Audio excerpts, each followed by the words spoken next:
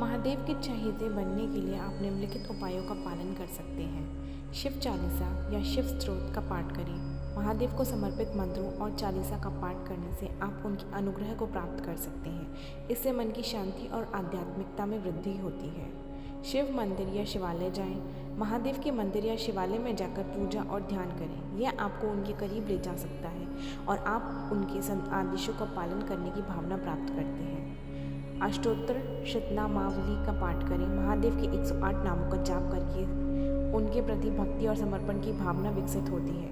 ध्यान और मेधा विकास के लिए जाप करें। ओम नमः शिवाय मंत्र का जाप करें। यह मंत्र महादेव को समर्पित है और उनकी कृपा और आशीर्वाद को प्राप्त करने में सहायता प्राप्त करता है। सत्यनारायण व्रत का आयोजन करें। सत्यनारायण व्रत महादेव के पूजन का एक प्रमुख त्यौहार है। शिव चालीसा या शिव स्तोत्र का पाठ करें। महादेव को समर्पित मंत्रों और चालीसा का पाठ करने से आप उनके अनुग्रह को प्राप्त कर सकते हैं। इससे मन की शांति और आध्यात्मिकता में वृद्धि होती है। शिव मंदिर या शिवालय जाएं। महादेव के मंदिर या शिवालय में पूजा और ध्यान करें। यह आपको उनके करीब ले जाता है और आप उनके आदेशों का पालन करने की भावना प्राप्त करते हैं। अष्टोत्तर शतनामावली का पाठ करें। महादेव के 108 नामों का जाप करने से उनके प्रति भक्ति और समर्पण की भावना विकसित होती है। ध्यान और मेधा का विकास के लिए जाप करें।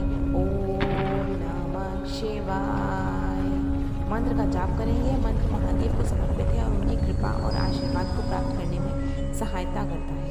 सत्यनारायण व्रत का आयोजन करें। सत्यनारायण व्रत महादेव के पूजन का एक प्रमुख त्यौहार है।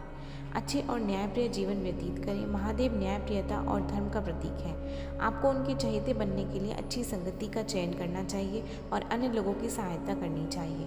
तपस्या और ध्यान का प्रयास करें। नियमित ध्यान और तपस्या द्वारा आप महादेव की प्राप्ति के लिए प्रयास कर सकते हैं। आप रोजाना कुछ समय मन को शांत रखने और आत्मसंयम विकसित करने के लिए ध्यान कर सकते हैं। कर्म योग का अनुसरण करें। महादेव का शिव रूप कर्मयोगी के रूप में भी जाना जाता है। आप अपने कर्मों को समर्पित करके उनके प्रति समर्पण और सेवा का भाव विकसित कर सकते हैं।